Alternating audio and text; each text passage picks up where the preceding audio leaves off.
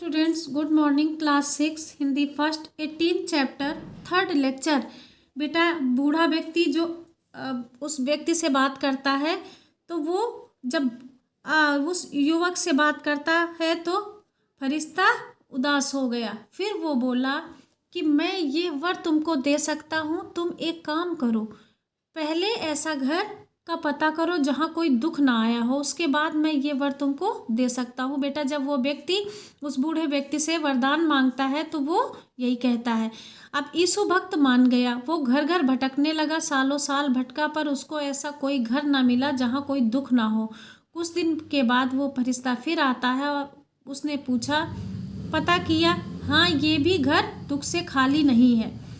एक भी घर ऐसा नहीं होता बेटा, सुख और दुख ये दोनों हर एक के जीवन में आते हैं। कभी सुख होता है, हर सिक्के के दो पहलू होते, कभी सुख आता है तो कभी दुख। ऐसे ही वो व्यक्ति देखने गया लेकिन उसको कोई ऐसा घर नहीं मिला जहाँ पर कभी दुख ना। फिर उस व्यक्ति ने अपनी मांग वापस ले ली। इस कथा का आशय एकदम स्पष्ट है, संसार में दुख सब पर पड़ते हैं, भला ऐसा कौन सा व्यक्ति या घर है जहाँ दुख नहीं आया। दार्शनिक अरस्तु का तो एकदम स्पष्ट कथन है। उनका ये कथन एक चुनौती के रूप में भी चुनौती के रूप में है कि संसार का कोई भी बेटा मनुष्य ऐसा नहीं है जो दुखी ना है और जो अभावग्रस्त ना हो। संसार का हर व्यक्ति किसी न किसी बात को लेकर, किसी न किसी समस्या के कारण दुखी रहता है। बेटा किसी को कोई दुख होता है तो किसी को कोई दुख होता है, तो लेकिन दुखी सभी है। इसलिए इस कारण कोई निराश हताश नहीं बैठता, वो कुछ ना कुछ अवश्य ही करता रहता है। प्रत्येक व्यक्ति संघर्षरत है, अर्थात संघर्ष यानी कि संघर्षी जीवन है। हर व्यक्ति जीवन में संघर्ष जरूर करता है। तो इस कारण आप दुखी हैं, आपको कोई अभाव है तो आप चिंतित क्यों हैं? आप में कोई कमी है, दुखी क्यों हैं आप? अपने आसपास चारों ओर आंखें उठाकर देखिए, हर व्यक्ति दुखी है।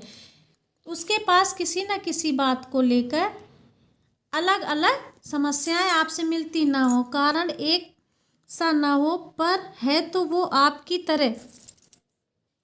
इसलिए आपको हताश और उदास होने की आवश्यकता नहीं। आपके पास दो अनमोल वस्तुएं हैं, कर्म और समय। ये इस प्रकार के बेयर चेक पे कि आप जब भी चाहें उसको भुना सकते हैं और उनकी कीमत पा सकते हैं।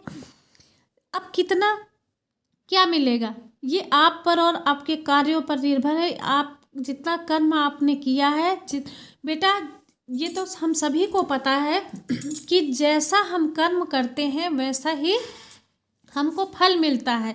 व्यक्ति जैसे संसार में आके मेहनत करता है तो उसको उसका अच्छा फल मिलता है, और बैठे हाथ पर हाथ रखकर बैठे रहने से कुछ भी हासिल नहीं होता। अब आपका ये लेक्चर यहीं तक, अगला लेक्चर बेटा कल पढ़िएगा। आप लोग अपना होमवर्क नोट कीजिए। ये सही उत्तर पर सही का चिन्ह लगाना है। इसमें कस्बे के चौराहे पर कौन चिल्ला रहा था? तो एक बूढ़ा व्यक्ति।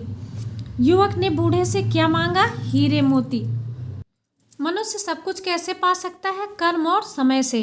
संसार में कर्म और समय किसको प्राप्त हो सकता है? सभी को। अब बेटा ये आपको होमवर्क में बुक में ही फिल करना है। अगला लेक्चर कल पढ़िएगा। Thank you class.